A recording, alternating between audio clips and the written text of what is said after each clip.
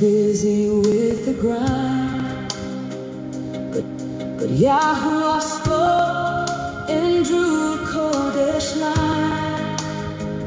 He set the seventh, set it apart for me.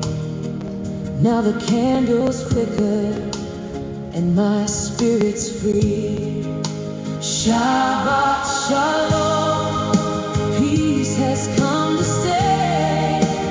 Yahuwah's resting, and I'm resting today. No more striving, just breathing in His grace, chilling in His presence in this sacred space. Shabbat Shalom. Shabbat Shalom. Worries of the week, like shadows, fade away. His word reminds me there's no need to stray. Come to me weary, I will give you rest. In Yahuwah's presence, I'm completely at rest. Shabbat Shalom, peace has come to stay. Yahuwah's resting, and I'm resting today. No more striving, just breathing in His grace, chilling in His presence in this sacred space. Shabbat Shalom. Oh, Shabbat Shalom.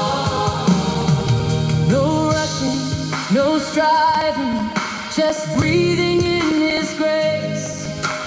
Family gathered, smiling face to face. He calls the Sabbath a delight to keep.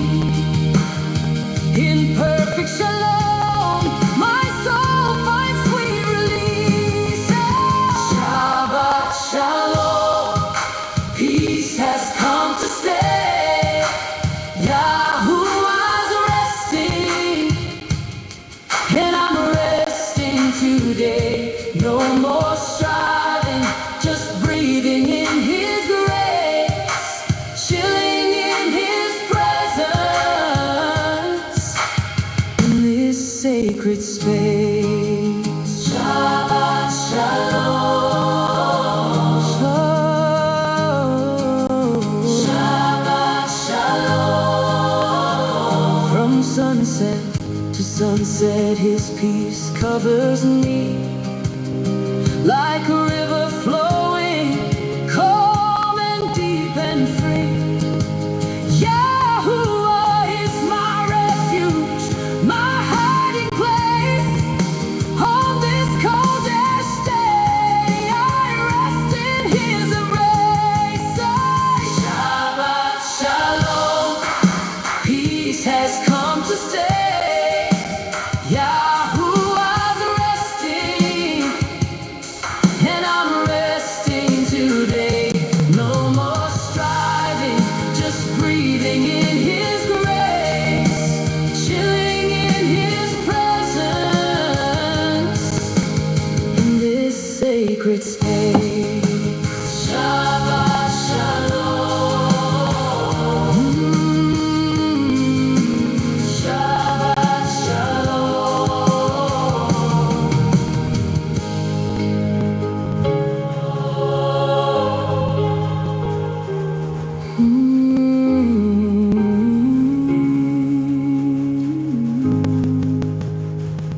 Shabbat Shalom. And a Shabbat Shalom to all of you guys out there. My name is Jason. I'm Caden. I'm Jaden. I'm Nicole. I'm Eli. And we are the Yahuwah and the Torah YouTube channel. And we can't thank you guys enough. We are the people who believe that the first 5 books of scriptures, Genesis, Exodus, Leviticus, Numbers, and Deuteronomy, are indeed everything to our life when it comes down to understanding why we're here, what we should be doing, how we should be living our lives, how we should be leading our families, how we should be running business, how we should be working, every bit of it, every last thing that we should do. And the guidebook for this are found in the first 5 books of scriptures. That is called the Torah.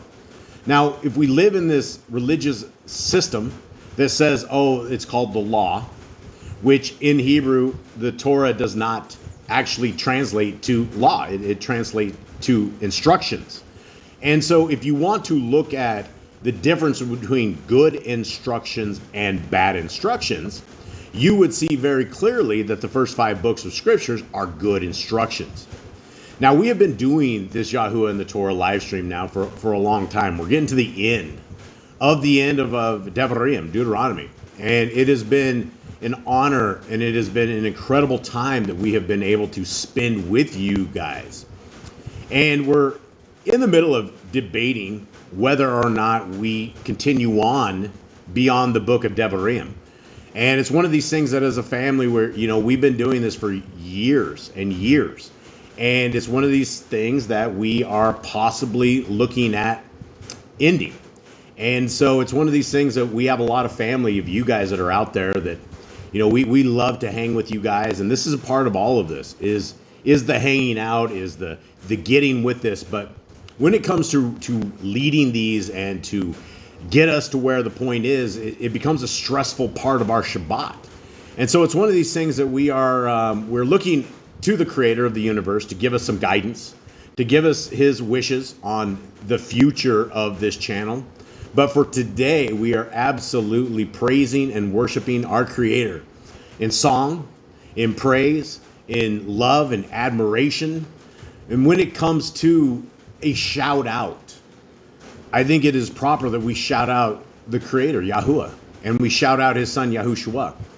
And not simply for building us and simply for engineering us, but for giving us a guide path, for giving us something that we can get back to the garden, that we can get back to creation, that we can find our way out of this miserable, dark world that we are in. And it's miserable because the forces of darkness are all around us. We're being surrounded in all ways. If it doesn't come through the music and the airwaves and the TV and the lies and the manipulation, and it's a very, very dark time in this world right now. And so it is with that we would love to welcome you guys to this and possibly one of the last of the Shabbats that we have as a family, a big family out there. Cade, will you please open us up in prayer? Heavenly Father, we thank you once again. We come before you as a united family, seeking your guidance, seeking your Torah, seeking your ways. And we thank you for the Shabbat. We thank you for your day of rest, a special day you set apart for your people, a day that you knew we needed because 7 days of work would be too much. We thank you for your son. We thank you for your Torah. We thank you for your prophets. We thank you for this family you put all around us from all around the world that are united here today, that are all virtually across this table celebrating your Shabbat. We thank you for all in his name. Amen. All right, let's get back to our praise and worship. This song is called Not Bondage, it's Breath.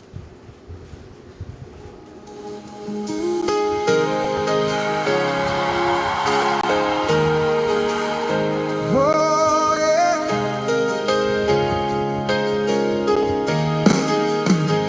Not bondage, it's breath. Not burden, it's light. Yahuwah's laws are the rhythm that makes wrong turn right. Those who want to truly live God, every command, kingdom citizens obey and take their Father's hand. Yeah, they labeled it a heavy yoke, a chain around the neck, but Yahuwah calls it life itself. Protect, provide, direct. Easy on the weary, simple for the child to see. 4 simple words: love me, love my family. Not bondage, it's breath. Not burden, it's light. Yahuwah's laws are the rhythm that makes wrong turn right. Those who want to truly live God, every command, kingdom citizens obey and take their Father's hand.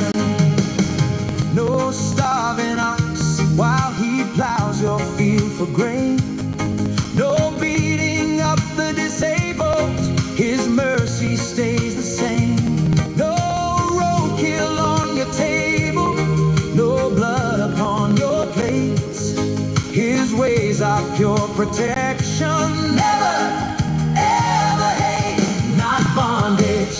It's breath, not burden. It's light. Yahuwah's laws are the rhythm that makes wrong turn right. Those who want to truly live God, every command, kingdom citizens obey and take their Father's hand. Yeah, they scream legalism while the world falls apart. Family shattered, governments corrupt from the start. But the Torah is the glue that holds a nation tall.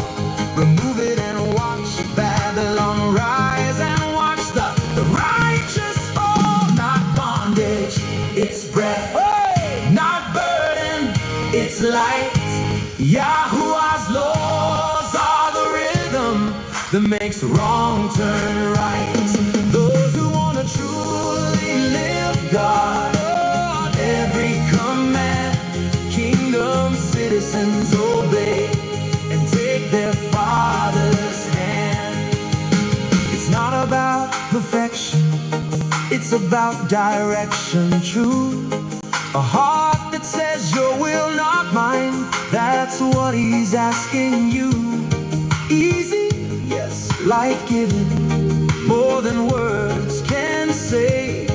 The lawless call it chains, the wise call it the way. Not bondage, it's breath, not burden, it's light. Yahuwah's laws are the rhythm that makes wrong turn right. Those who want to truly live God, every command, kingdom citizens obey and take their Father's hand. Not bondage, it's breath, not bondage, it's breath.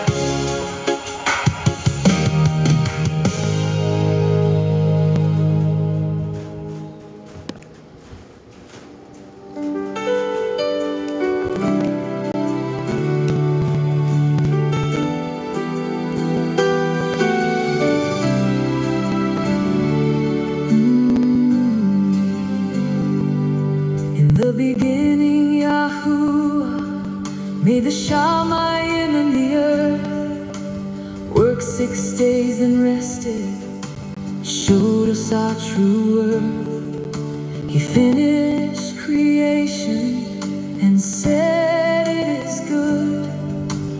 Now he invites me to rest as I should. Rest in Yahuwah, let your soul be still. Lay your burdens down on his Kodesh hill. Chill with the Father, feel his gentle breeze. Shabbat is calling, come and be at ease. Rest in Yahuwah,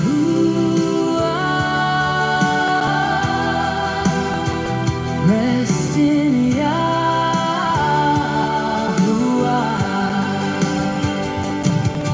No emails, no deadlines, no race against the clock. Just bread, fruit, and laughter as we stop. His ruach refreshes like morning dew. Every chain of worry falls off brand new. Rest in Yahuwah, let your soul be still. Lay your burdens down on his Kodesh hill. Chill with the Father, feel his gentle breeze. Shabbat is calling, come and be at ease. Rest in Yahuwah, rest in Yahuwah.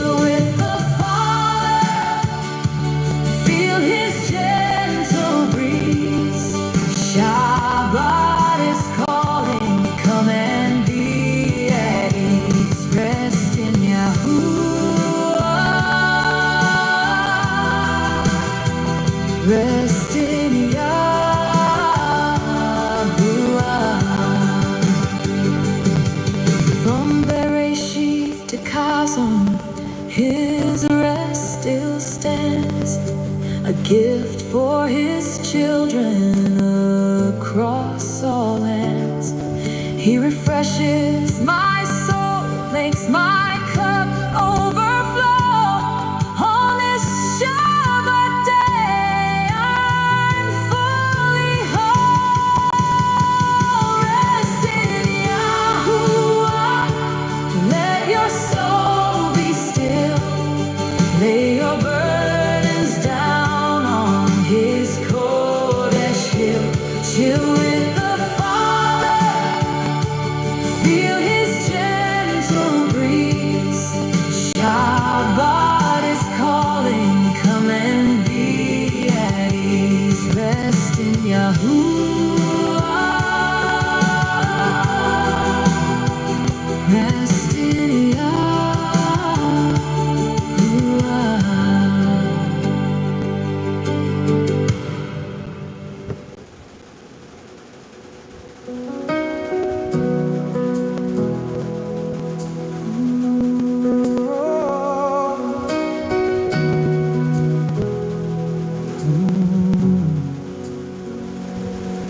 Late at night when the stars fill the sky so wide, I sit and remember how you walked by my side.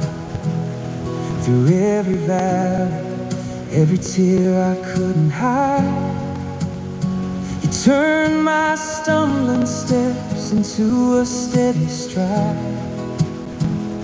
I think about the times I thought I'd never make it through, but you whispered your commands and showed me what is true. Now every morning I wake up and I know it's real. Your ways are higher than anything I could ever feel. Yahuwah, you're amazing every single day. The way you lead me, the path you lay, I'm lost in wonder at the love you display. Yahuwah, you're amazing in every way.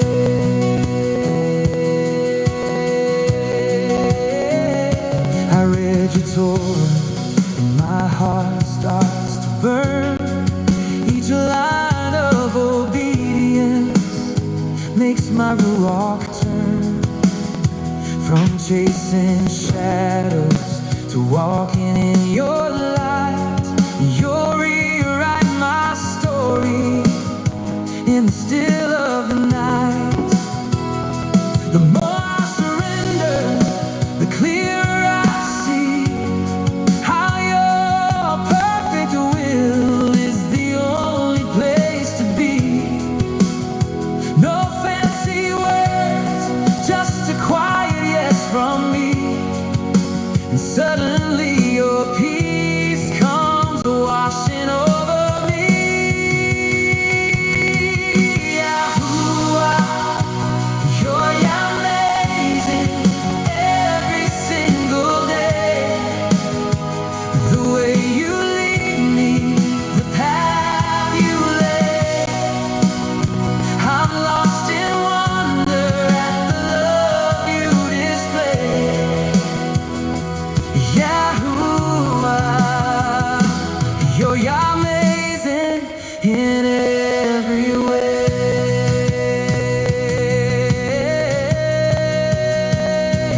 Friends may wonder why I choose this narrow road, but I've tasted your truth and it carries my load. When the world pulls hard and the flesh wants to stray, I remember your voice and I choose to obey.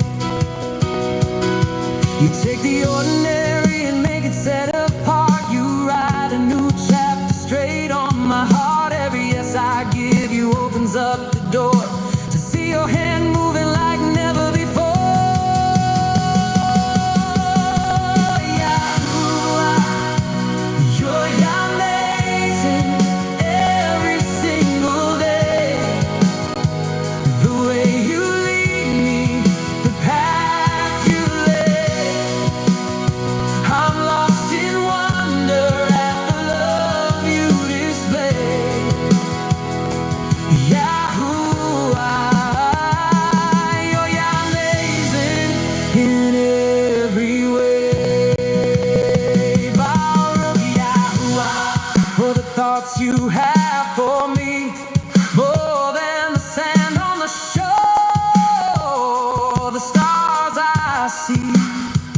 the first breath of dawn till the evening sky. I'll walk in your ways till the day I die. The obedience path isn't heavy like they say. It's the sweetest freedom I have found today. So I'll sing it soft and I'll sing it loud and true. Yahuwah, my Elohim, I'm forever amazed by you. You're amazing every single day. The way you lead me, the path you lay. I'm lost in wonder at the love you display. Yahuwah, you're amazing in every way. Amazing, you're amazing. I'm amazed by you. All right, guys. This song is called "𝐉𝐄𝐄𝐅," and that's an incredible word when you're looking at descriptive words of things that are simply "𝐉𝐿." And as we've been with you guys, some of you guys, for many, many, many years, as we go through lessons and reading and scriptures, I think the thing that everybody can agree to is that our theme here at the Yahuwah and the Torah channel has always been the same. It has always been the group of us, the family of us, that are trying to educate, trying to beg, plead, do whatever it is possible for those who are able to have their eyes open and those ears are open. That people are able to see the truth in this world, that we are twisted up with lies. Everywhere that we look, this world is just a deceptive, nasty world that we are in. And this theme, we're going to definitely end on the same theme. That we hope that you guys out there will fall in love with our Creator. And there's no way that you will ever fall in love with our Creator if you don't understand His words. If you have never read His Torah seriously. If you've never read Scripture seriously. If you let some greasy guy that's sitting up there in a temple made of man that's telling you lies, if that's all you know, then you've done yourself a disservice. And I think we can all say that when we read the scriptures, everything changes. And when you read the scriptures with your eyes open, it becomes different. Our world becomes different. All of our dreams and hopes and aspirations and everything in our life when we are Torah based is different. We're no longer longing for the gold chips. We're no longer longing to enhance this world that we are in. We're no longer doing the things that this world does.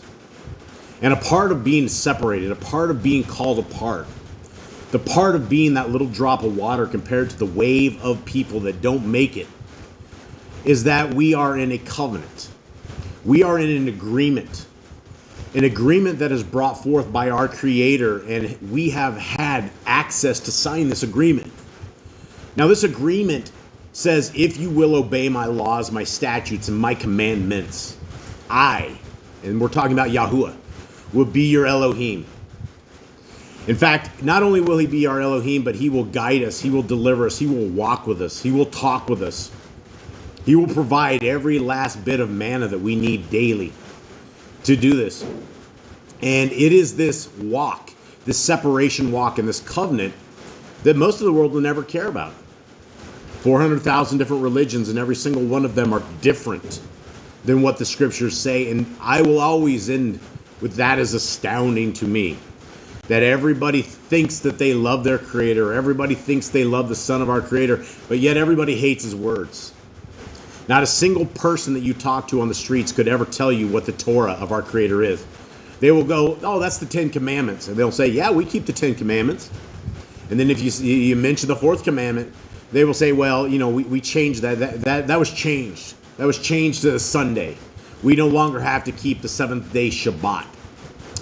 And people will tell you all these excuses as they march themselves into eternity in a veil of darkness, in a facade of truth, in a way that they think that salvation has been sold to them. But yet when you read the scriptures, salvation is more of a commitment. It's more of a lifestyle. It is more of one of these things that we have the ability of achieving based upon what scriptures say.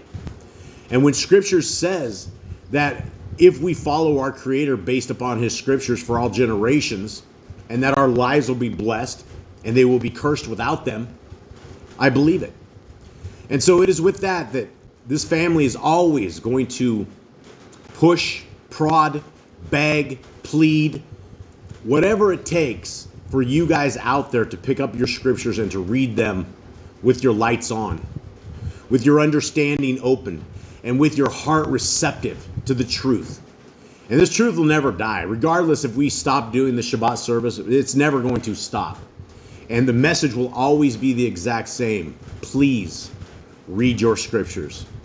And so with that, we're going to go into what they call the Shema. And the Shema is something that we go over every single day, every single week. It's something that we live by. It is something that we hope that all of you guys will live by. And it's out of the book of Deuteronomy. And in this book, we learn a lot of things. We learn that our Creator is one.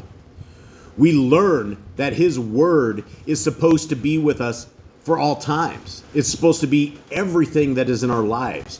It's how we raise our families. It's how we work with our spouses. It's absolutely everything.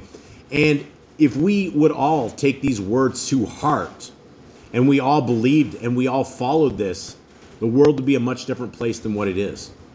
Jade, will you please give our brothers and sisters the Shema?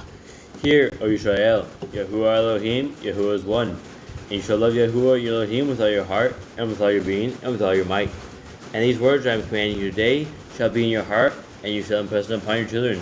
And shall speak of them when you sit in your house, and when you walk by the way, and when you lie down, and when you rise up. And shall bind them as a sign on your hand, and they shall be as frontlets between your eyes. And you shall write them on the doorposts of your house and on your gates. So these are the most important things that we've ever had. And when you mention this to somebody, if you read this to a standard religious person, they won't understand it. They're like, what do you mean? What do we write on our doorposts? What does this mean that we put something before our eyes? How is it that it's everything in our lives? That is what the Torah reveals to all of us, is that there is a way forward, that we weren't just dumped onto these lands, these plains, and we weren't just set here, enjoy it, or have at it, good luck, right? We weren't given any of that. In fact, we were given beautiful instructions, and these beautiful instructions we are about to go over here in just a second. And these instructions are everything for your life. If you take these instructions and make them the pillars of your life, they will literally become the pillars of your house. And when you have big pillars in your house and a stable foundation that can't come down, well, the rest of the world doesn't have that. The rest of the world's living moment to moment, day to day, and they don't know what tomorrow will bring. When those of us who keep the Torah know that tomorrow, our last breath, will bring eternity with our Creator, if so we have chosen it. So Miss Nicole, will you please go over our brothers and sisters in the chat? Who do we got? We have a full house again. All right, so we have Christina, Sarah and William, Jeanette, Bad Yahuwah. I always mess that one up. I don't know why. Trevor, Joanna, Sue, Brandy and family, Edward Wright, welcome to you, new name. Exposed 777, Hannah, Hara Williams, welcome to you. Sister Barb and family, Jeremy and Callan, Charles, Danny Boy, Brandy and family. I might have already said Brandy. Sorry if I did. We say it twice. We love you guys so much. We say it twice. We have James, Genie Out of This World, Honeymoon Stitch, Brian, Yahuwah 777. It's like 2 or 3 a.m. where he's at. Let's see, Yahuwah Chan, Mike, Cindy, King GG. Still scrolling, Rick Johnson, the Grand. I'm still going. I think that's everybody. I see Rick's comment in here. He says he will speak against the Most High and oppress the elect and try to change the set apart times. You know, we live in a very, very interesting world, don't we? Did you guys see the little thing that just came out? And we got to be very careful now, because on this what's going around is you guys know the thingy bopper of 2020, right? The father of the thingy. It looks like, you know, the next thingy is at the horizon, and it's astounding that the people have the memories of goldfish. It's like we just barely came out of this time, and it hasn't even been a decade ago, right? It's the beginning of this decade that we had such an event go down. And then everybody opened their eyes, and it came clear that what it was what it was. And then all of a sudden, you see this happening again. It's like we live in the most deceptive time anywhere in this world. And I hope that you guys out there who are the children of the Most High are not getting hoaxed, right? That we're not falling into this world's traps of this deception. And, you know, I don't know if you guys, did anyone out there, you guys notice that, I guess next week, the Rumpster, the Orange Demon, is going to be having a national Shabbat day, where he wants for the United States, whatever it was. How old are they? 250? Is that what they are? 250th anniversary, and then to support something about Jewish folks. Next Friday is where you have the Rumpster that wants everybody to honor Shabbat from sunset to sunset. And when you look at the actions of the Orange Demon, and then the Orange Demon pops out stuff like this, you're just like, wow, are we like literally, I mean, you could say we're at the end days, but I mean, are we at the end, are we at the last hours? I mean, everything is happening so quick right before our eyes. And the deception, you know, the scary thing about what we're seeing down here is that it's going so fast and so furious. And it's like, wow, we never saw it coming like this. And then it came, and now it's just 90 going north, right? It is just blasting off. And so it is a very interesting world, very, very interesting time to be alive. And these are the times where I think there's more ammo to be a Torah keeper, right? Is this, you know, when the rest of the world has separated themselves from light and darkness, full on, and darkness is completely running these lands from one plane to the other plane. It's like every single one of these guys are in this. And what I can see, just without even being all I got to do is just barely look, is that the future for all of us is going to be a little rough and rumble. It's going to be it's going to be some interesting times. And, you know, it's all glory to our Creator that He didn't give us more than 6,000 years. You know, I was thinking about that this morning, and I'm like, wow, you know, had our Creator given us 7,000 years, can you imagine the state of the world another 1,000 years from now? Mankind has completely overridden this. We've brought the Babylon system back to life. Every nation, we literally speak as one tongue, right? We can speak to the entire world in one language, and everybody can hear it because everybody can translate it. We are back to the days of Babylon. We are back to the days of Nimrod. We are literally seeing the Tower of Babel right before our eyes. And it's interesting to see.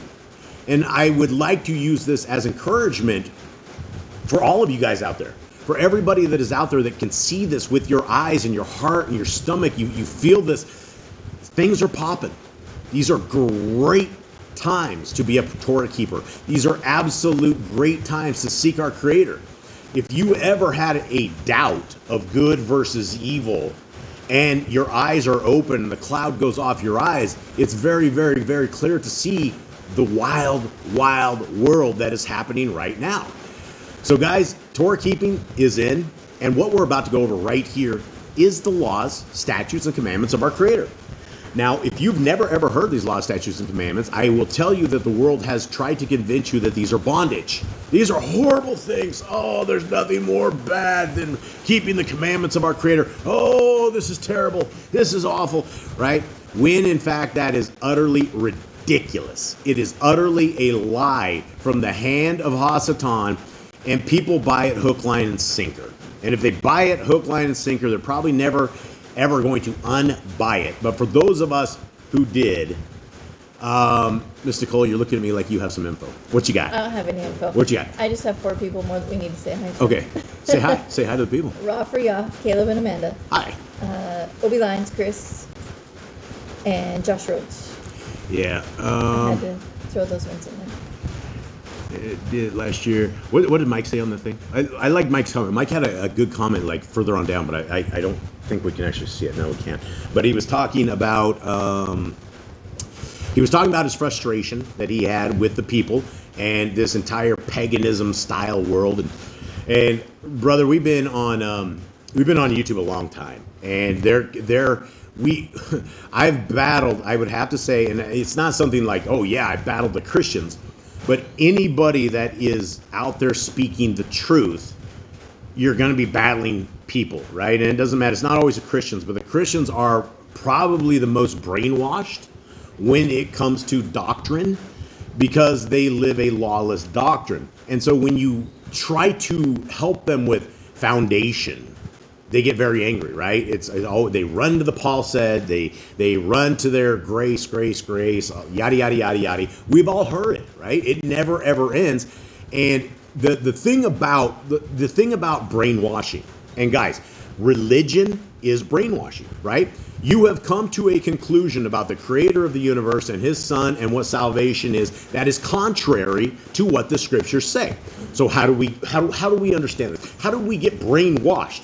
Well, a lot of us grew up in the church, right?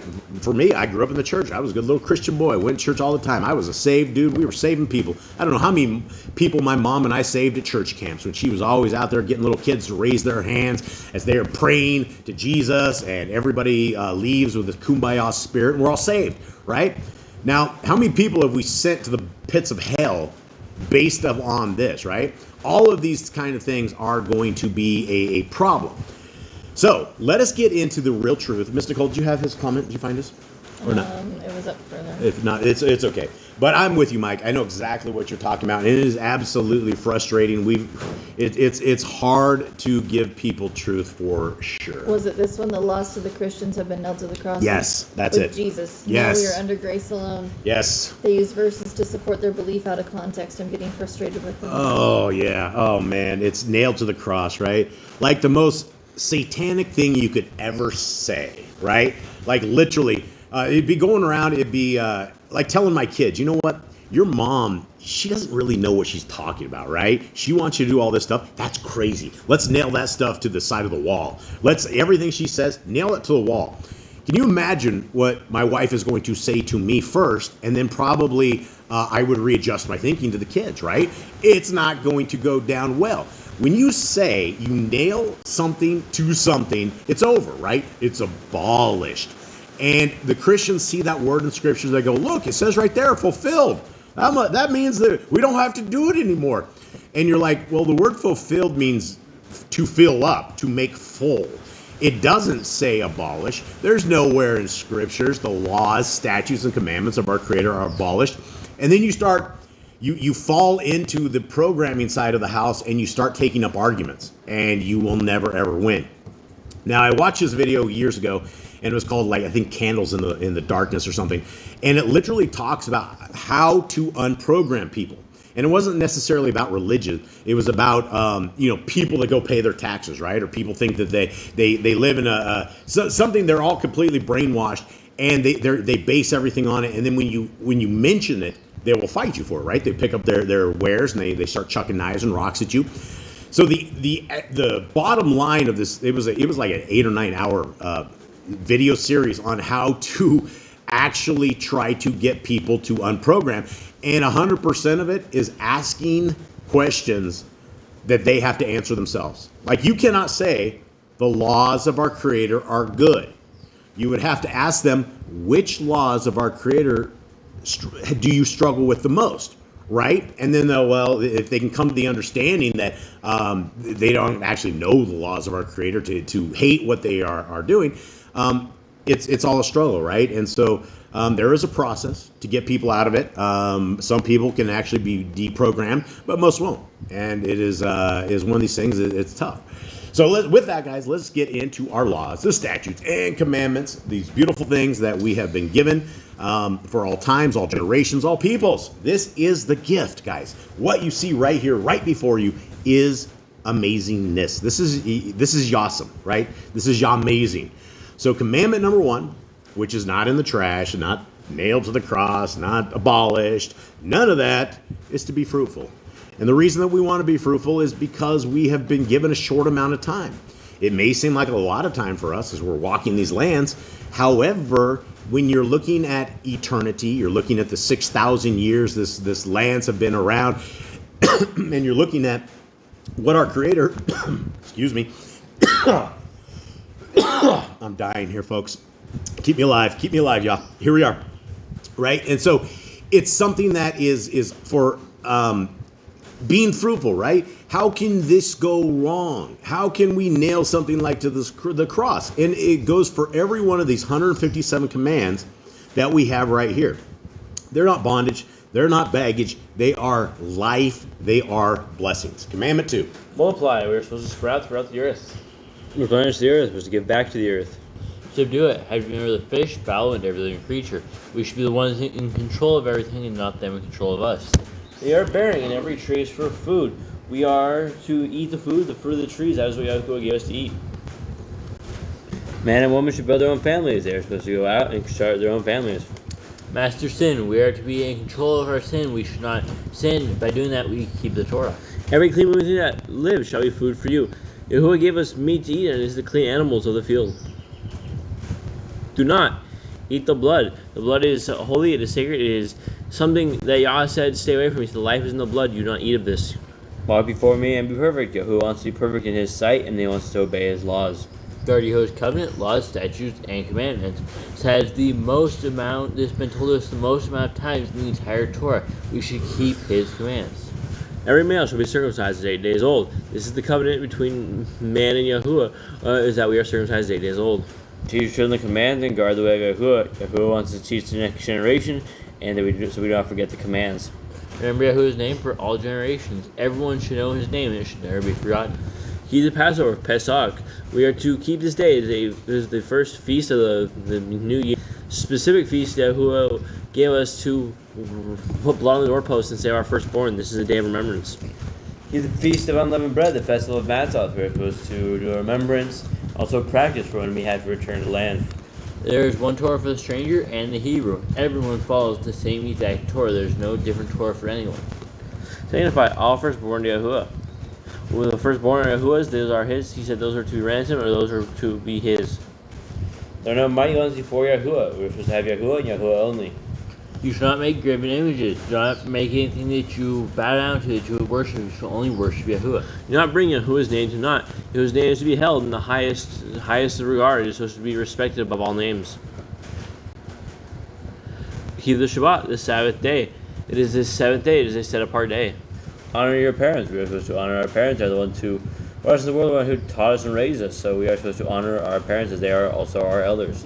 Do not kill. Do not take a life of Yahuwah's.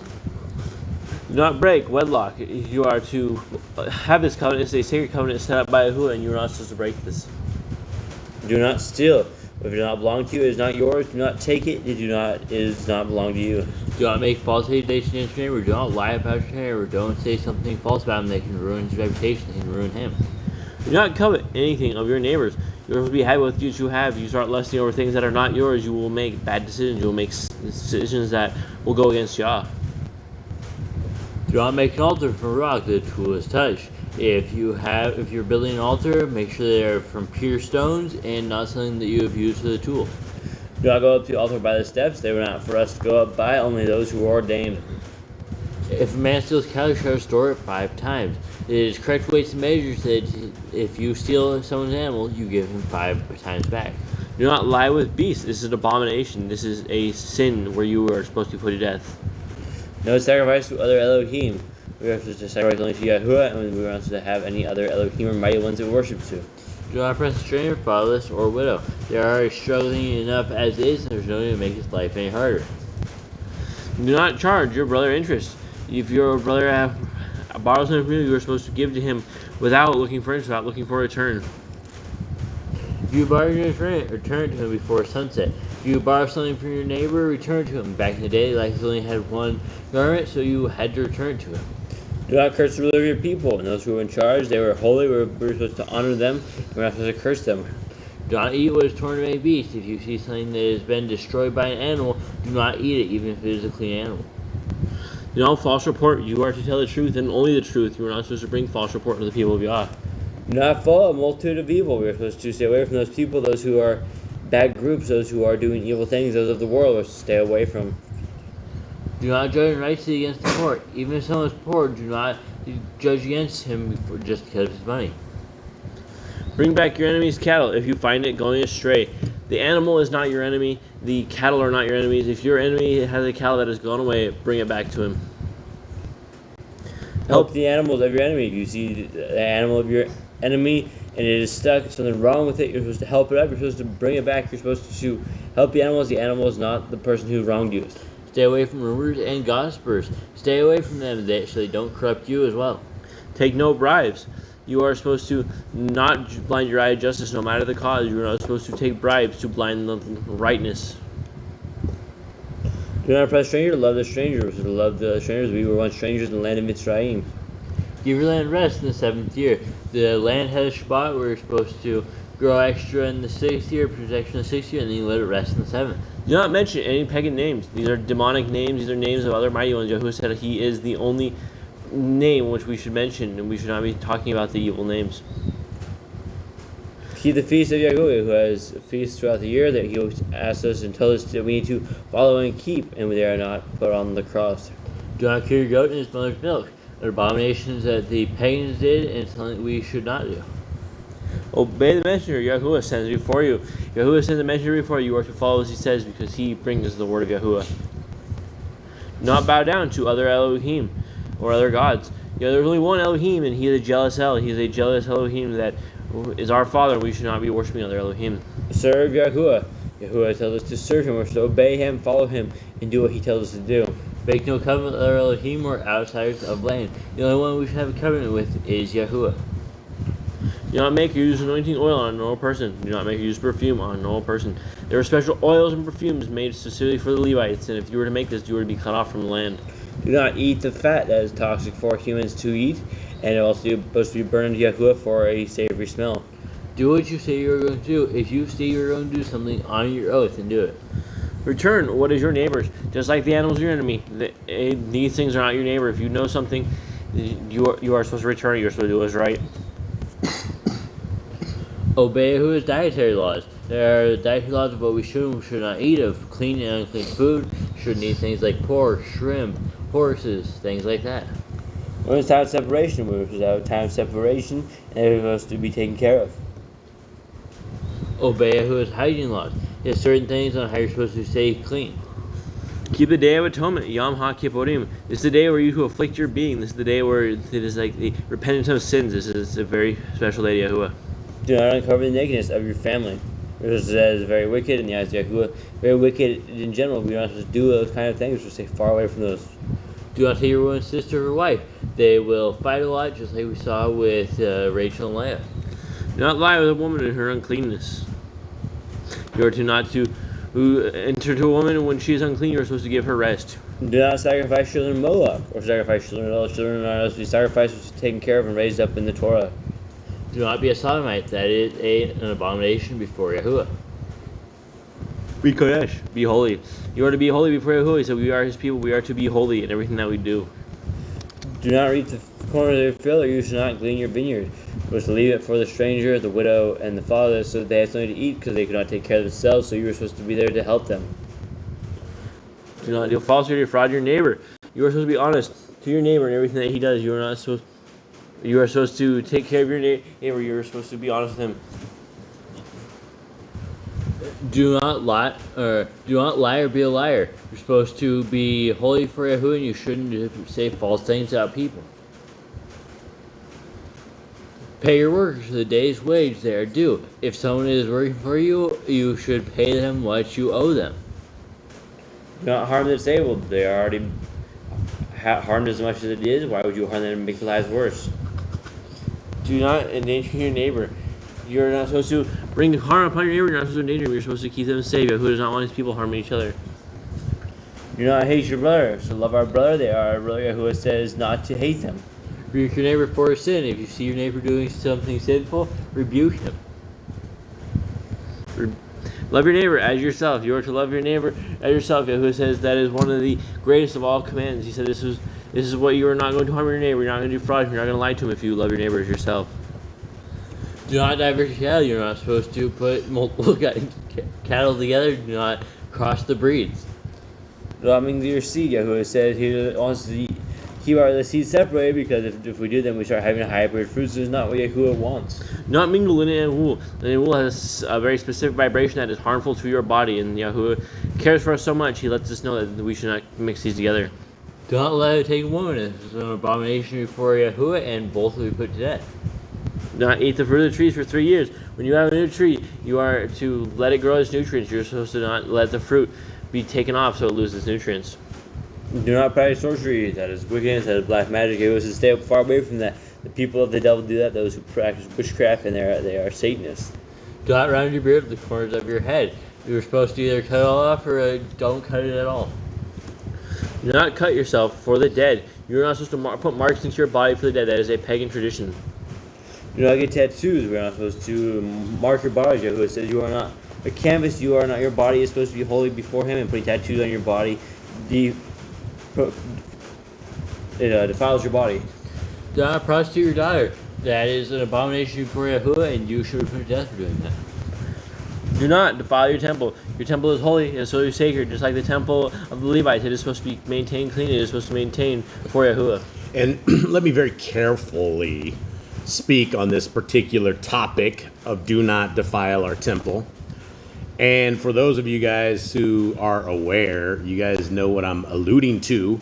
But they got, the one thingy that came in early in this decade, and they got the next thingy that's coming around nowadays, right? And what we saw from the first thingy is that people got sick. People got really, really sick. They didn't last as long as they did. And, there's a lot of things to be said, right? We got to be very, very, very careful. And what we should very clearly understand, and I hope that maybe this falls on some ears that maybe would go the other direction, is that we have been given this incredible thing. It's called an immune system. The thing about an immune system is that every once in a while we're supposed to get sick, right? We're supposed to get the heebie-jeebies. We're supposed to get the flu. We're supposed to get the cold. We're supposed to get the hackety-hackety. It's all part of the system. Now, if we did not have a way to detox the toxins in our system, then maybe you would want to think about the thingy from those guys. But since we know that we have an immune system, the thingy isn't a good idea. So we need to make sure that we are keeping our temples as clean as possible to not bring thingies inside of us. You know what I mean? Sarah says the thingy Yeah. was that she heard that it's part of the new thingy. Yeah. And that same thingy is the same thing that happened during the great Spanish flu back in the days, right? They've been thingies ever since the wizards started making thingies. And so the thing is, we are very our Creator has made us in an incredible fashion. And guys, do not fear a cold, right? This is great news. You got a cold, your body is functioning as it should be, right? Don't. It's simple enough. We grew up. What's fascinating about this entire thing is that we all grew up in a world where getting a Getting a cold is not a big deal, right? I grew up, went to school, and people around me got sick, and eventually my throat would start feeling raspy. I'd touch my head, and it feels like somebody cracked me with a baseball bat over the head, right? And you're just like, wow, why is my head like really, really hurt? It's all the signs of great things happening, right? So do not fear a cold. Do not fear a flu. Grab some turkey or chicken noodle soups and maybe some turkey pieces. Sit in bed, grab the Kleenexes, get warm, and give it 2 or 3 days, and you will be totally fine, and you will be stronger walking out of it. And then you don't have to have the thingy boosters. You know what I mean? So let's move on while we still have a stream. Do not consult the medium, right? That should be obvious enough, but yet, hey, we put the laws on the cross, man. So does that mean you consult the medium? No, you don't have any laws on the cross, and we don't do things that are contrary to what our Creator has said not to do. And if you do, right, you get taken outside the city gates and killed. A lot of these things that we're reading right here are death offenses, and nobody wants to hear that stuff, right? Sodomy, death offense. Adultery, death offense. Wizardry, false nevium, false prophecy, right outside the city gates, right? Just have a pile of rocks right out there, take care of business, and then put the rocks back up for the next guy that does such a thing. Continue on. Respect your elders. You're supposed to respect them. They are wise of years. They are supposed to be the ones that will guide the new generations. Have correct weights and measures. We should be fair and just in everything that we do, and we should have correct weights and measures. Do not walk in the manners of the nations. We're not supposed to do as the other nations do. We are supposed to stay in the ways of Yahuwah. Eat the feast of first fruits, Shavuot, Omer count, Pentecost, another one of Yahuwah's feasts. It is a holy set-apart day. We are to give the first of our field to Yahuwah. Eat the Feast of Trumpets, Yom Teruah. It is a day of blasting, a day of the shofar. This is a fall feast. Keep the Feast of Sukkot, Shemini Atzeret, is a day a week that we're saying in tents that we are supposed to remembrance of the people and also practice for when we return to land. If you bless the name of Yahuwah, you shall be put to death. The rock pile, right outside the city gates, right? These are the rock piles that I keep saying that we have out there for when we have to drag somebody outside the city gates. And if you want to run your trap blaspheming the name of Yahuwah, well, you get the rock pile. It's just the way it is. Now, continuing on, if you kill your neighbor's animal, you must give him another, right? Beautiful Torah commands, right? But, the opposite of the beautiful Torah commands is when you reject these and you live opposite to this, because you could steal your neighbor's animal. It doesn't have any kind of Torah commands. We don't know, if you didn't have a Torah, you wouldn't know that this kind of stuff ticked the Creator of the universe off when you steal or kill or do something to your neighbor's stuff, right? The world of Torah is supposed to be fair and balanced, is the way it's supposed to be, right? Eye for an eye, tooth for a tooth. You do this happens. You don't do this happens. All of these kind of things. And at the end of the day, if we were obedient children of the Most High, then we don't get the pile of rocks sitting outside the city gates, because we know what we wouldn't want that, because we wouldn't do those bad commands. If you kill your neighbor's animal, you must give him another. We just did that one. Next one. Repay injury for injury. If you hurt someone, was he injured back? And Yahuwah says eye for eye, tooth for tooth. Honor the Yovel, the Jubilee year. Every 50 years, you're supposed to release debts, slaves, things like that. House was supposed to go back to people. We don't exactly know when the Jubilee year is, though. Confess your sins to Yahuwah and repay who you've trespassed against. It's one of these things. It's a commandment of remembrance, right? You remember something that had happened back in the days, or something to the effect that you could actually say sorry, or you could do something. You back in the days in this, you would sacrifice, right? You would have a sacrifice for these things of remembrance, because even though it's in the past, it's still something we have to account for. And so it's better to account for it right now in these lands when we have this opportunity. The law of being a Nazir, and Nazirite covenant was a specific set-apart covenant between you and Yahuwah, where you would grow out your hair, no razor would touch your hair, you would stay away from everything of the vine, and you would live a different holy life. Whereas these on the four corners of your garments, to wear them as a remembrance that we are Yahuwah's people. Laws of whoever touches a corpse. There are things you do when you touch a corpse, on how you're supposed to get clean, how long you were unclean for. To follow Yahuwah's law of inheritance. Yahuwah has a set-apart law of inheritance that he wants us to follow when someone who owns property or has materials dies. Do not add or take away from the word. Yahuwah says the word is his, and we're not supposed to add or take away from it. We're supposed to do as he says. Guard your soul. One of the most important commands, we should be guarding our soul. We should wrap ourselves with the Torah and stay away from the evil. Learn to fear Yahuwah. Part of guarding your soul is learning to fear Yahuwah, obeying his commands, because the fear of Yahuwah is the respect of Yahuwah. You shall love Yahuwah with all your heart. We're supposed to love Yahuwah with everything we have, and he is supposed to be the main person in our lives. Bind the laws upon your hand and the frontlets between your eyes.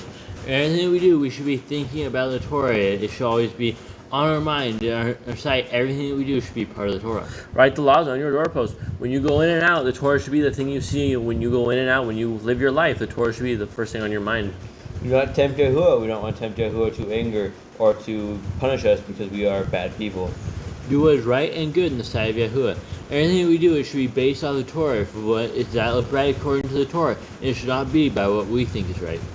Do not be afraid of your enemies. Yahuwah said he goes out and fights for us, and he fights our battles, and if we are following him, we have nothing to fear. Remember Yahuwah. This is the thing, guys. When we know Torah, this is how we remember Yahuwah, right? When we keep the laws, the statutes, and commandments, when we write them on our heart, mind, and soul, when they're part of our lives, that's how we're remembering Yahuwah. That's how we're actually proving our loyalty. That's how we're actually signing the covenant contract, right? The covenant contract is if you abide, if you keep, if you honor these laws, statutes, and commandments, we're in the clique, we're in the club. And so it's one of these things that it's all there. It's all there for all of us. All right. Get it? Anyone? Circumcise your heart. We should enter into the covenant, like physical circumcision with our heart. We should be in a covenant with Yahuwah. Cleave to Yahuwah. You are supposed to strive to be with him. You are supposed to strive to be his people. You are supposed to cling to what he has to say. Swear by his name. If you are doing an oath, you should be in Yahuwah's name, and you should never break it. Destroy graven images. When you have idols and things in the land, you are to get rid of them. You are supposed to destroy them from off the land. Yeah, these would be things that took you outside of the rock pile, right? You start making a graven image or building an Ashtaroth pole. It's like, oh, the rocks are going to be used. All right, bring them out. Do not make God of Yahuwah as the pagans do to their Elohim. We should worship Yahuwah as we can't see him and not make a physical idol of him. Rejoice in all Yahuwah has blessed you with. God has blessed us with life, with breath, with so much, and we should be rejoicing with him. We should be thanking him and praising him for what he has given to us. Do not do what is right in your own eyes. Everything should be according to the Torah, according to what Yahuwah thinks is right, not what we think is right. Do not hearken to the words of the false prophets. If there was a false prophet among you, you are not supposed to listen to him. You're supposed to get rid of him. You're supposed to take him outside the gates and stone him. Rock pile. Do not make any baldness between your eyes for the dead. Something that the pagans like to do when we're guessing they shave their eyebrows. You shall not eat any abominable thing. Yahuwah only said a few things are abominable, but if they are abominable to him, you would not want to eat them. You would not want to offend him in this way. Don't shoot up any abominable thing either. I would like to add that as well, if you know what I mean. You shall give to a stranger clean food that dies itself, but you should not eat of it.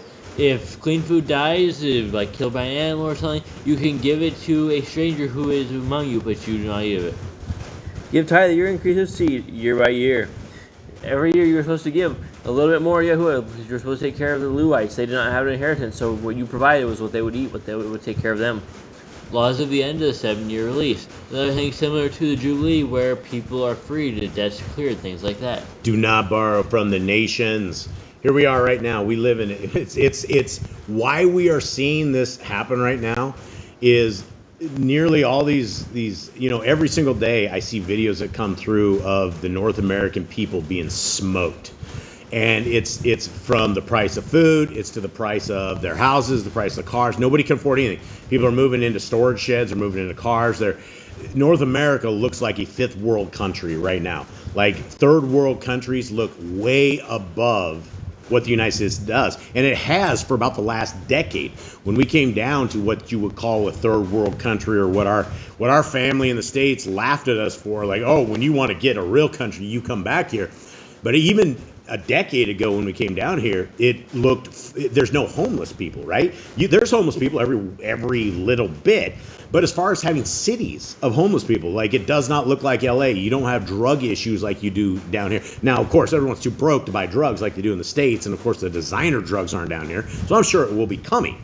But as far as what North America is right now, And, when you see this command, do not borrow from the nations. I saw a dude on the phone with his insurance company, or his home loan, and they said his insurance for the year got raised like $1,000. And he's like, what do you mean it got raised $1,000, right? This is what happens when we're in with the nations, right? The nations are a bunch of bankster criminals, and their job is not to make you happy or comfortable or anything. Their job is to repo your house and your car and rebuild it back and make all this money. So as we are seeing the effects of borrowing from the nations, we're seeing the grip of North America just crush the souls out of people. Continue on. Do not harden your heart nor show your hand from the poor. If there's a poor person who needs something, help them, but don't harden your heart. Guard month 1 of it. Who is counter? Month 1 has some of his feast, some of the start of his feast, and we're supposed to keep it in remembrance. 3 times a year, all males shall appear before Yahuwah. Back when Jerusalem was a Kodesh place, 3 times a year, all males would go there before Yahuwah. You shall make judges and officers in all your gates. And this is not. We're not talking about the legislative branch of the United States government. We're talking about a Torah-based society, right? Like when it says don't call the ruler of your people names or don't afflict them. We're not talking about like things like the orange demon. We're talking about Kodesh people that are based their ruling on Torah, right? Based on all of this, right? And so we're talking about either back in the days it was a current population, but for us it's a future generation where we will have judges and officers. The kingdom to come is going to look a tremendous amount like right now, right? There's probably going to be disagreements, and there are probably going to be some issues that we have as we are settling in amongst all of our people, and there's going to be the same thing. Every Shabbat, every 7th day, we're going to be keeping a Shabbat in the kingdom to come. We're going to be keeping Passover, Sukkot. All of our appointed times is what we are getting in ready for right now. Simply by keeping these appointed times and working with Shabbats and doing all this, we're simply showing that we are citizens of the kingdom to come. We're showing that, yes, we are ready to make this citizen leap into the kingdom. All the people that are like, the laws have been nailed to the cross. Those are not the citizen people, right? They're not the people who make the kingdom. Those are the people that hear, depart from me, you who work lawlessness. Continue on, gentlemen. Not plant Asherah poles near the altar. You should not be doing anything with Asherah poles. If you plant near the altar, you were to be killed for that. You were taken out of the stones. Yep. Rock pile. There must be 2 or 3 witnesses. When you are accusing someone, there should be at least 2 or 3 witnesses who are accusing someone. Arguing on the prophet, Yahuwah's chosen. Now, if there was a real prophet, the prophet was proven to be real, one that you didn't take out of the rock pile, this is the one you were supposed to listen to because he had the words of Yahuwah. Prophet test, Deuteronomy. There was a test of listening to see if what they say comes true or not to determine if they're a false or a true prophet. Do not remove your neighbor's property line, right? Again, things about being a good citizen of the kingdom to come and being a good citizen of the world we are in, right? These are all things we've seen it over the years. Everybody battles for that last 2 or 3 inches of the line of their fence, or they go and do stuff, and it's just our Creator doesn't want that. He does not want conflict amongst His people trying to achieve a little bit more land. So, these are all wonderful things that you would want your government to have as rules, and we do. Next. How to deal with a false witness among Torah keepers. There is a false witness among Torah keepers, you would find out, then they would get the same punishment that they wanted given to the other person. The first child is to get double portions. That's when didn't we just do? No. Oh, sorry. My bad. The first child is to get double portions. When someone died in the family, the first child of that family was to get double portions because they were supposed to take care of the rest of the family. If your brother's cattle or clothes are lost and you find them, you must return them. One of the things about being a good person, you find something of someone that's lost, return it to them. You gotta wonder how he lost his clothes out in the middle of nowhere. Maybe it's a suitcase or something. I don't know. But yeah, cattle, clothes. Dropped his bag somewhere. Yeah, go give it to him. Okay. A woman should not wear pertaining to a man, nor a man wear pertaining to a woman. Another abomination in the eyes of Yahuwah, a man should be a man, a woman should be a woman. If you find a bird's nest, the mother and the babies or eggs, take the babies, but not the mother. You take the eggs, because if you were to take the mother, then the eggs would just be there, there would be nothing there, and if that kept happening, the species would eventually go extinct. If you build a new house with flat roof that they would live on, you must put a railing around it. Back in the day, there was ability to live on top of a roof. It was flat. It was not a angled roof like we live on now. Do not be a prostitute. It is an abomination for Yahuwah. Rock pile. Do not use dirty money. How you got that, how you achieved it, right? That's not one. The one thing I've learned very, very carefully, I guess, over the years is that money doesn't mean anything to our Creator, right? There have been a lot of little things where I thought we scored the investment of a lifetime, or something had happened like this was the greatest thing, and look at the blessings our Creator is delivering to us. We're just there. And then you find out later that it wasn't in His will. What you were seeing was more of a hoax than anything. And the thing about money is that it changes people. It doesn't matter who they are. It matters that your dependability on the Creator of the universe diminishes, and you look more to your money as a survival tactic. So that's the whole point of this. Continuing on. The Torah of divorce. Yahuwah set up a specific law of divorce. He did not want his people getting divorced, but because of their hardness of hearts, he set up the correct way to go about it. Do not take a person's millstone for a pledge. If someone pledged something to you, do not take his millstones. Back in the day, that was basically their entire life, how they would make food, money, things like that. You'd be basically taking away their life. If you lend to your brother, do not enter his house to get your payment. He must bring it to you. Return his clothing before sunset, if that was his pledge. Yahuwah cares so much about his people. He said that you will not force the payment out of someone's hand. If this person is poor, this person is sick, or this person is not able to pay it, you're supposed to give back to their clothing before sunset, and I will cold at night. Do not press hired servant is poor and needy. If you hired someone and they're poor and needy, do not make their life any harder. Help them out with what they need. Every man should be put to death for his own sin. Every person is accountable for their own being and for their own sin and for their own way of life. And that's good news for you, boys. Absolutely. And it's good news for me as well. You know what I mean? We're all put to death for our own sins, and we are all accountable to the Creator based upon our own merits and our own actions. Do not go back to the forgotten sheep in the field. Leave it for the stranger, fatherless, and widow. If you forgot something in the field, leave it there. You don't need it, the others need it more than you do. If your brother dies and has no child, you should take his wife and name the firstborn after your brother. If your brother dies and had no child, you're supposed to raise up this family. You're supposed to raise up the family in his honor. You're going to marry your brother's wife if he dies? I guess it depends if you had a child or not. Huh? Do not muzzle your ox when he treads out grain.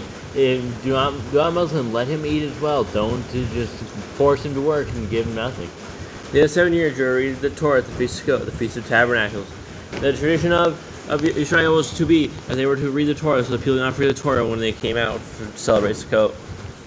All right, here we are. Let us get into this. I just like to skim through the comments because I love to hear what you guys are all saying, talking about here. Okay, so here we are. Now let us get into the reading for today. And it may be one of the last couple chapters that we do as this Shabbat gathering. What started off this morning is we always have issues sometimes right before we get going on this, and today we had an Ethernet cable that wouldn't light up the tablet we're working on, and it gets down to game time here, and we're just sitting here struggling, trying to get through with this, and I'm just like, man, is this more than what I should be pushing on my family on this? And so it got me to thinking, I'm wondering if maybe Shabbat should just be a full-on Shabbat for everybody here. But we are going to make sure that we end on the Torah, that we get through the end of Deuteronomy. So we have another week to figure this out and see where we go for the future on this. But we are at the very end of Devarim. We're very, very, very end. And it is an incredible book. When we do one chapter a week, and you see that we're at the very end of Deuteronomy, you guys can see how long we've been doing this. The number of chapters in any scriptures, at least I think Yah scriptures is 2,000. There's a little over 2,000 chapters, 2,010 I think to be precise. And so we've been at this a while to make it to the end of Devarim. And it has been an incredible journey as we watch Yah's people, as we watch our homeboy like Moshe, that we watch Aharon, and we watch Yahoshua, we watch all the people of old, how they did it right, how they did it wrong. All of these kind of examples are things that we can use. So, Kate, give us a breakdown of where we're at to our final last couple chapters. So, from all the way out of Egypt, all the way for the 40 years, Moshe has been watching over these people. He has been doing as Yahuwah commanded, and guiding them in the Torah, teaching them the ways, trying to get them into the promised land all in one piece, because they are a very stressful people to work with. They are very stressful people to guide because they are very hard-headed, they're very stiff-necked, and they're very rebellious. And it comes to the point where they were so rebellious, Moshe messed up and he was not able to make it to the land himself. He is to look outside, right basically at the doorstep of the land, and he's not allowed to go in. So on his last days, he's getting very old. People have to carry him in and out to go to places. And so they took Joshua, they took Yehoshua, and anointed him in front of the people and said, this is your new leader, this is who's going to guide you into the promised land. So they wrote a song, they wrote the Song of Remembrance, so that the people do not forget the Torah of Yahuwah, even though they are going to forget it later on. He wrote this so that it would be a reminder to them, that it would be a warning to their next generations that they should not forget Yahuwah or the Torah. Okay, thank you very much. Devarim, Deuteronomy chapter 33. And this is the baraka with which Moshe, the man of Elohim, barak the children of Yisrael before his death. So we have blessings. The word baraka is blessings, and we have barak, which is blessed, the children of Yisrael before his death. And he said, Yahuwah came from Sinai and rose from Seir for them. He shone forth from Mount Paran and came with 10,000s of Kodeshim at his right hand, a law of fire for them. Indeed, he loves the peoples. All his Kodeshim are in your hand, and they sat down at your feet, receiving your words. Moshe commanded us a Torah, an inheritance of the assembly of Yaakov. And he was sovereign in Jerusalem when the heads of the people were gathered, the tribes of Yisrael. Let Reuven live and not die, and let his men be numbered. Now, one thing I do want to poke on this is that if on verse 4 it says, Moshe commanded us a Torah, an inheritance of the assembly of Yaakov. Now, when we learn our identity, when we figure out that we really aren't Christians, or we aren't whatever denomination, whatever foo-foo man-made name there is, when we figure this out and we come to the understanding that we are Yisrael, and we're not talking about the little group of Turks that are over there in the Middle East that are causing all this worldwide damage at the point, but we're talking about when the scriptures helps us identify who Yisrael is. And we can learn who Yisrael is because in the land of Mitzrayim, when Moshe led them out of the land of Mitzrayim by the hand of the creator of the universe, there was a mixed multitude of people that came out with them. And the mixed multitude were every color under the sun. And this is where you learn very quickly inside scriptures that racism in of itself is a man-made doctrine, right? I have no place anywhere in scriptures that I can ever recall any type of skin color discussion whatsoever, outside of the possibility that Noah was like really, really super white and was shining and scaring everybody around when he was born. We also know the Messiah Yahushua is like bronze color, right? Burnished bronze and woolly hair, things of this nature. But as far as like, can I say that this guy who is a different color than me is different than me in any way, shape, or form? And there's no such thing, right? Can I say this guy that is a different color than me has a different form of salvation? Well, there's nowhere in scriptures that says anything like that. It all comes back to the exact same. If you want to be a child of the Most High, we have a set of covenant, guidelines, laws, statutes, and commandments. And when you walk these commandments, then by default, you are part of this same thing that Moshe said, where he commanded us a Torah, and that same Torah is alive and breathing today, and it's inheritance of the assembly of Yaakov. So hopefully you guys will consider that you guys are an assembly of Yaakov, because we know that his name was changed to Yisrael. So we want to be children of the house of Yisrael, the real, legitimate sons and daughters of Yisrael. Continuing on, 7. And this of Yahudah. And he said, hear Yahuwah, the voice of Yahudah, and bring him to his people. His hand shall fight for him, and you be a help against his enemies. And Lewi, and of Lewi he said, your Tumen and your Umen belong to your kind one, whom you tried at Massah, with whom you contended at the waters of Meribah, who said of his father and mother, I have not seen them. And he did not acknowledge his brothers or know his own children, for they have guarded your word and watched over your covenant. They teach your right rulings to Yaakov and your Torah to Yisrael.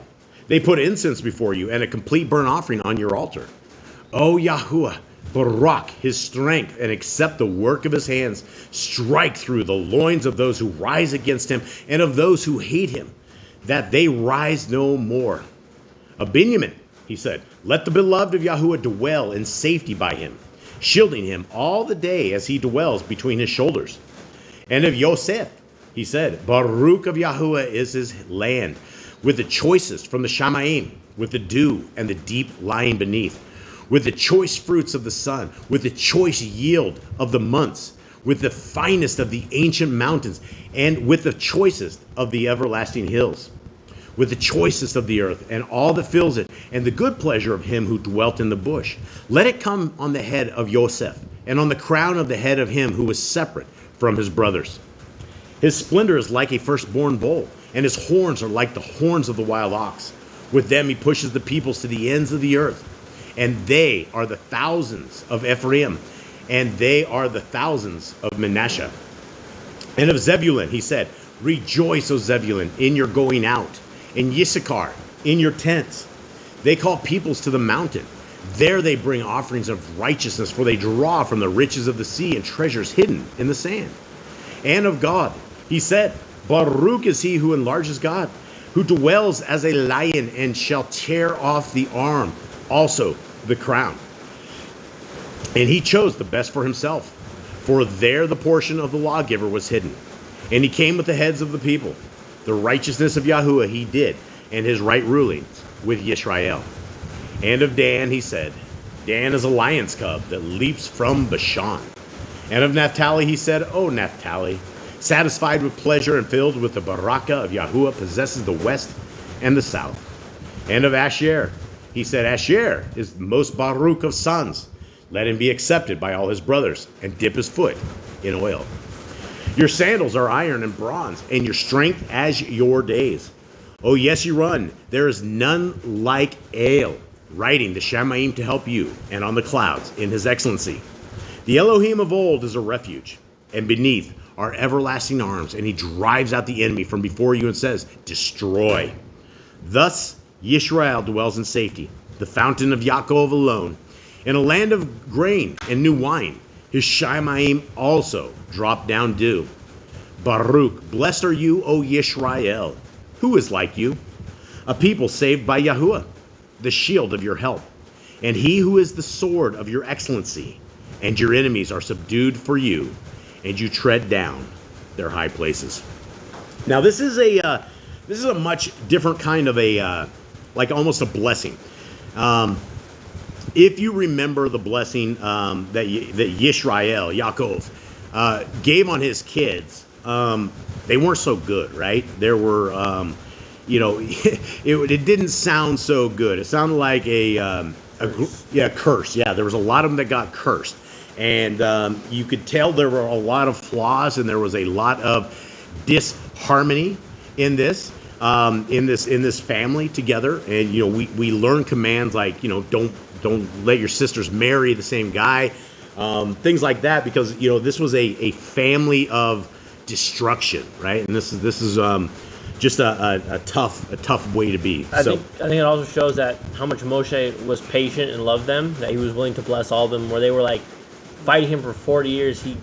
At the end, he blessed them all. Unlike Yaakov, right? Yaakov was with him. Yaakov was very disturbed with the children of Israel towards the very end, and this is very different between Yaakov and Moshe. So you think there's a difference between Yaakov being the actual physical dad and Moshe not actually being like per se having them as direct kids? Is there a frustration possibly between fathers and their kids that we saw with Yaakov versus Moshe, who he had that same frustration, right? I mean, in fact, it was like way worse. It was 40 years of them just upsetting him. Yeah. Like, they were sending out fire and snakes and curses all the time. People were burning alive outside the camps because they were upsetting him, and Moshe was always like praying for these people. And how many years was Yosef in Mitzrayim before they ever let him know? How many years of sorrow did Yaakov have? You like 30, 20. It was. You guys remember? He was 17 when he went down. He was 30 when he came. I think it was 30. It was under 20, I think. So we do know of anybody that has had a child and anybody's lost a child. You guys, I don't have that experience yet. I can't say that my experience is well, but I can say that we love our furry friends and family as much as humans, right? And we have lost our furry friends and family, and it's absolutely devastating. So I can't even imagine what it is to lose a child such as that. So with that, Moshe, we're almost done. We got one more chapter, and we're gonna retire our brother Moshe. And he has definitely done a job well done on this. And I think what Cade was saying is that, he was very patient, even to the very end. Even this blessing, or this departure farewell, you could tell he didn't have contempt, right? Like I would be sitting there, good luck on this stuff, but you're the reason that I got kicked out of this thing, friends. It'd be a little bit of vinegar on top of this stuff. Kind of like Jacob, right? I mean, he ended his cursings to these people. So, all right, guys, let's get into this. 𝐤𝐄𝐄𝐅, 1 John chapter 1. This is an incredible book. Now, this is written by the same as the Besorah, right? The same John that is the brother of Messiah Yahushua. This is they attribute 1 John, 2 John, 3 John, as well as the book of John and Revelation to our brother 𝐤𝐄𝐄𝐅. And so when you're looking, I think James is a fantastic emissary, right? A fantastic disciple. And I think John, we can glean and glimmer a tremendous amount of understanding with somebody that walked hand to hand, side by side with our Messiah, right? He saw the ups, he saw the downs, he saw it down to the crucifixion, he saw the resurrection, he saw it all. To the time when he was in Patmos Island, and I did a Revelation 1 through 3 reading that we went over Patmos Island and what it looks like, and little cave he was in, and all these other things. So let us see what the book of 𝐤𝐄𝐄𝐅 has for all of us, and it's short. What was from the beginning, what we have heard, what we have seen with our eyes, what we have looked upon, and our hands have handled concerning the word of Kai, the words of life, right? Okay, so let's talk, because this is one of these. These are this is a Trinity chapter. When people are saying, "Oh, we believe that the Father, the Son, and the Holy Spirit are all one same individual," they will take you to this, and they will say it plain and simple. You will explain to them that it's not what they think. But let's get into this, because it says we're talking right here. We're talking about the word of life. We're talking about the word, and let's see if we can figure this out as we read as a fam here. And the Kai, the life, was manifested, and we have seen and bear witness, and announced to you that everlasting Kai, which was with the Father and was manifested to us. We announce to you what we have seen and heard, so that you too might have fellowship with us. And truly, our fellowship is with the Father and with his Ben, Yahushua HaMashiach. Okay, so in the beginning, we know that there is the word of Kai. Now, gentlemen, what is the word? First of all, let's define what the word is. The Torah. The Torah is the word. And when the book of John was being written, this John, 1 John, all the Johns, there was no such thing as a New Testament, guys. There was no such thing as the Besorah. The only doctrine that we ever had was the Torah and all the prophets. That's what they had. And so when people are thinking that the New Testament is some sort of new guidelines or new rules or new system, the Old Testament is the New Testament revealed, and the Old Testament is the New Testament concealed. And when you understand that they are all the exact same book, and the exact same book just continues on. So we're talking about the word of life. Now, the word of life was given to us. It was given to Adam and Kawa, and Adam and Eve, right? That is what the very first thing that our foremother and forefather, they violated, right? The word of our Creator, the word that we read, be fruitful, multiply, all of this stuff. Now, one thing that we have to understand that is critical to our understanding of this entire verse and understanding of who our Messiah is that our Messiah was not created when creation was created for us. That's something we have to understand, is that our Messiah was with his Father probably for what we would understand as billions of years, maybe more than that. We don't know, and we have no place in scriptures that ever says this, but we do know the Father and the Son were together. They're not the same individuals. But before creation, when the Creator was doing his work, he had all the messengers, he had his Son, the host of the Shamayim, watching all of this go down. So as we understand that this is not saying that Messiah Yahushua is his Father. And we can see this in verse 3 when it very clearly differentiates the difference. And truly, our fellowship is with the Father. It doesn't say the Father who is the Son. It says, and with his Son. Bein is the word. Yahushua HaMashiach. It's two separate individual entities, right? We have to get this through our minds, especially if we're coming from a Trinity background to where we've been hoaxed that everybody thinks they're all the same individuals. And it does make a difference, because we should not be praying to a Messiah Yahushua. We should not be praying to the J word. There's nowhere in scriptures that has ever been ordained. We have one Elohim who is one, and that is the Elohim who hears and receives our prayers. So we have to be very, very careful that we don't get trapped in these doctrines of men. 4. And we write this to you in order that your joy might be complete. And this is the message which we have heard from him and announced to you, that Elohim is light and in him is no darkness at all. Okay, we have a very blatant statement that Elohim Most High, who is Yahuwah, has no darkness in him. Okay, so if he and the Son were the same individuals, and he told us very clearly that he is one, our Messiah Yahushua very clearly says that his will is not his, but it is his Father's. We have multiple witnesses. In fact, throughout all of scriptures, there's thousands of different witnesses as to who our Creator is. And our Creator is not the Son. Now, you have to come to the understanding that our Creator did not die on the stake. That Hasatan did not kill the Creator of the universe for 3 days. Like there was not a unruled world somewhere where our Creator was dead in Sheol for 3 days while this was going on. This is why you have the story of Abraham and Isaac. This is why you have what people say is insane, that you would ask a person to go slay your son. And the good news is, obviously, he didn't get slayed, right? It was a test of obedience. And it went to the point where he was putting the knife and he's getting ready to slice and dice, and it didn't happen, right? We know that. But then our Creator did exactly what he had asked his creation to do, and he continued on this, right? The Father let his Son be slaughtered, right? That is what he did for us, whereas he gave mercy to Abraham and Isaac, right? So let's continue on. 6. If we say we have fellowship with him and walk in darkness, we lie and are not doing the truth. Guys, this took every 400,000 different religious systems and debunked them all. There is not a single religious system. You cannot give me a name of any kind of religious system that doesn't violate what we have right here, right?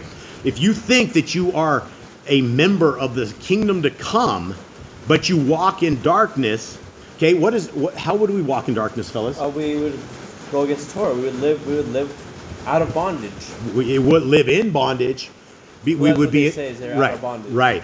And the thing is, guys, this is the big trick, right? Hasatan thinks that not keeping the Torah is light, when in fact it's been completely lied to, right? We can't say that we are walking in light and you don't know the Torah. You can't say you love Elohim Most High with all your heart, mind, and soul, but you reject his words. It doesn't go like that. It is the same thing with your kids. Imagine you have a whole bunch of rebel kids and they do everything opposite of what you say, and you're like, kids, does this show love? And they're like, yeah, Dad, this is love. Well, is it? Why do you make me so mad then? Why are you going against what I say? And the thing is, the things that our Creator says is for our health, and it is for our spiritual wealth. It is for two different things that we cannot achieve anywhere else. We cannot achieve spiritual wealth by hanging out in this world. We achieve darkness and we live it. We love it. We're like a mushroom. We live in the darkness. 7. But if we walk in the light as he is in the light, we have fellowship with one another, and the blood of Yahushua HaMashiach, his Bayim, cleanses us from all sin. If we say that we have no sin, we are misleading ourselves, and the truth is not in us. Okay? A lot of people will say, oh, you're a Torah keeper. Oh, you think you're better than everybody else. That is the first thing the Christians have been programmed to think, is that anybody who is a law keeper is the enemy, because they have found a way of salvation without the law. In fact, they found a way of salvation without the creator of the universe. In fact, their salvation road has been doctored by Hasatan, and they're reading the wrong book. They're reading a book that is contrary to what the scriptures say. So if we want to walk in light, we have to walk in the truth. We walk in the Torah. 8. If we say that we have no sin, we are misleading ourselves, and the truth is not in us. If we confess our sins, he is trustworthy and righteous to forgive us our sins and to cleanse us from all unrighteousness. Okay, so we have to confess our sins, and then we're going to get forgiveness for these sins. But what happens when we just have this rotating circle of sin? What happens when we are in this Christian religion and we ask Jesus to forgive us for our sins because we know it's just a quick sin to win card and we can completely get out, because that's what we've been sold.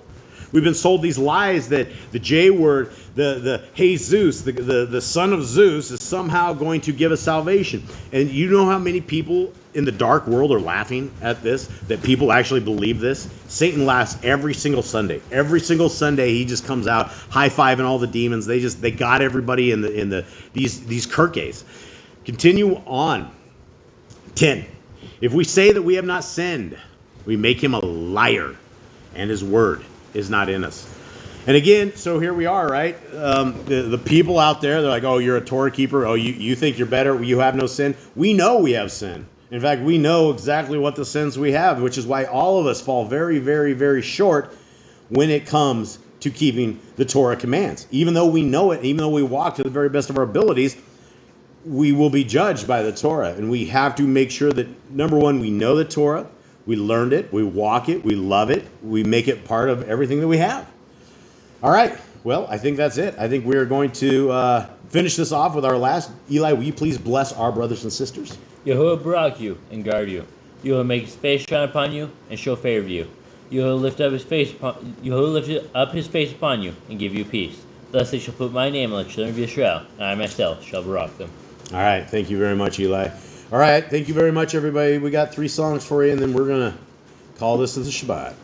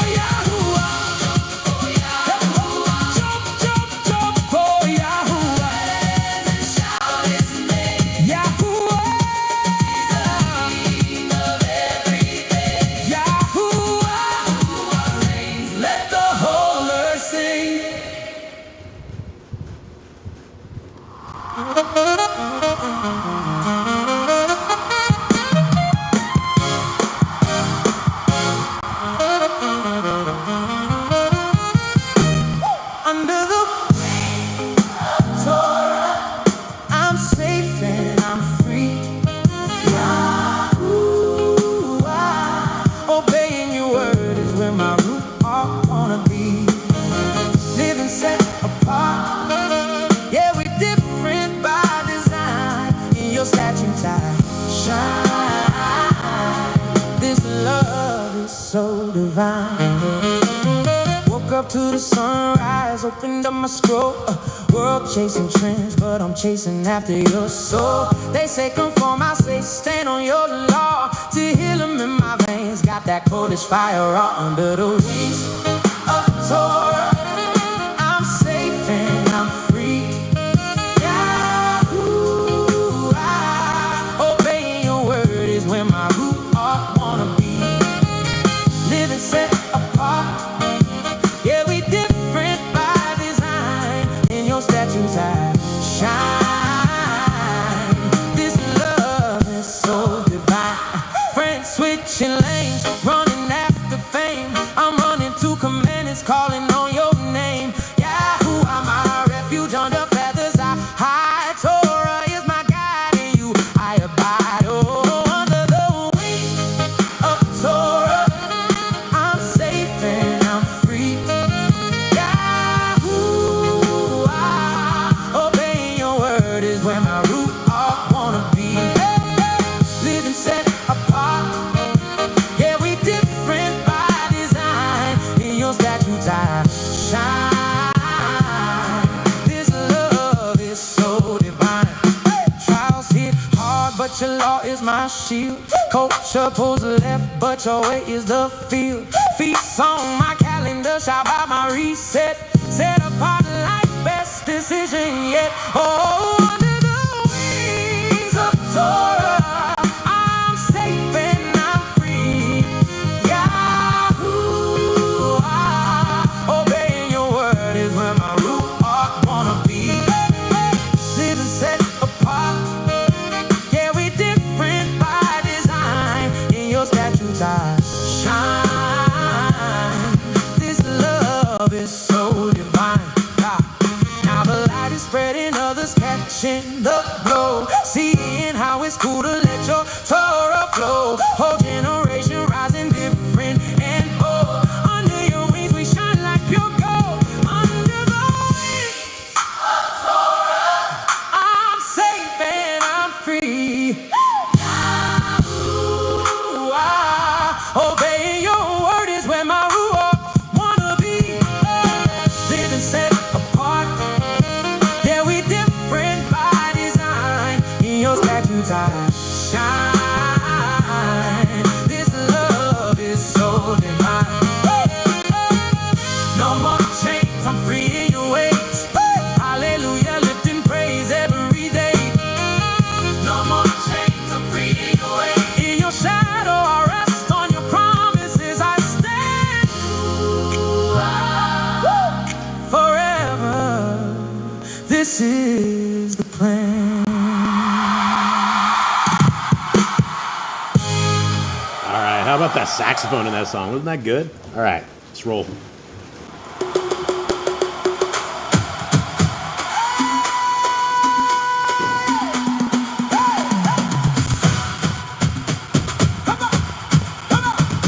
Stop, drop, and Shabbat, drop that heavy load. Yahuwah's got the rhythm, let the whole house explode. Cease from all your labors, let his presence hit the spot. Stop, drop, and Shabbat, give Yahuwah all you got. The week was on fire, alarms blaring loud. But when the sun sets Friday, we yell it out proud. Stop the scrolling, drop the stress. Shabbat is the move. Yahuwah's Kodesh fire drill. Get in the groove. Hey, stop, drop and Shabbat. Drop that heavy load. Yahuwah's got the rhythm. Let the whole house explode. Cease from all your labors. Let his presence hit the spot. Stop, drop, and Shabbat. Give Yahuwah all you got. Like firemen sliding down the pole when the bell rings clear. We slide into his rest and leave the chaos here. No more Mitzrayim pressure, no more Pharaoh's whip. Stop, drop, and Shabbat, take a cold sip.